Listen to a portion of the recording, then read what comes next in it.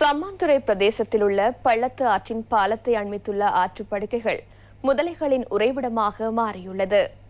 இதன் காரணமாக இப்பிரதேச விவசாயிகள் மரண அச்சுறுத்தலுக்கு உட்பட்டுள்ளனர்.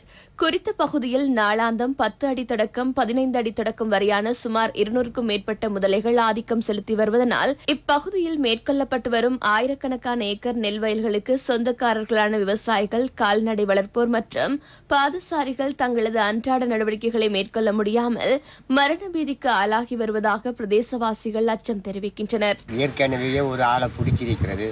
எங்களுடைய விவசாய எங்களை வயல்வெளியை ஏறிக்கு போய் கொண்டிருக்கு. ஆடு மாடுகள் வந்தாலும் அதை மேஞ்சி பிடிக்குது. இப்ப எங்களுக்கு ஆத்துக்கு இறங்குறதும் பயம் மாறி கொண்டு இதுல அதிகரிச்சு முதலையில நீங்க உங்களோட கண்ணால வந்து பாருங்க. மிதய காட்சியாலையில குதிரம் பார்க்கிற மாதிரி அடிக்கடி மக்கள் வந்து பார்த்து கொண்டு.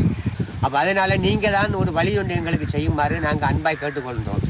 நாங்க 24 மாதம் காலையிலையும் போவோம், 6 மணிக்கு மாலையிலையும் போவோம். எங்களுக்கு தண்ணி அலைய முடியா, இறங்க முடியா, ஒன்றுமையா. இதே நீங்க அரசாங்கம் கவர்மெண்டால உங்களை இதை கொஞ்சம் கட்டுப்படுத்திட்டாங்க. இல்லாம கொஞ்சம் ஆனத்துல இப்ப முதலத்து விவசாயம் செய்ய முடியும். ஆடு வளர்க்கணும் இல்லை, மாடு வளர்க்கணும் இல்லை, எல்லாம் பெரிய கஷ்டமா இருக்கு. நாங்கள் ஏழை அன்றைக்கு அண்டை புழைச்சி நாங்கள் சாப்பிட்டு மக்களை ஒழிக்கிற படிப்பிக்கிற ஸ்கூலுக்கு போகிற.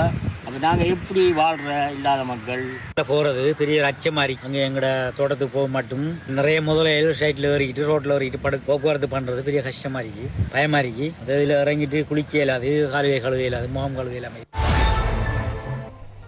இத்துடன் B55 மதிய நேர பிரதான செய்தி அறிக்கை நிறைவு பெறுகின்றது. நமது அடுத்த பிரதான செய்தியினை இரவு 6:55 எதிர்பாருங்கள். வணக்கம்.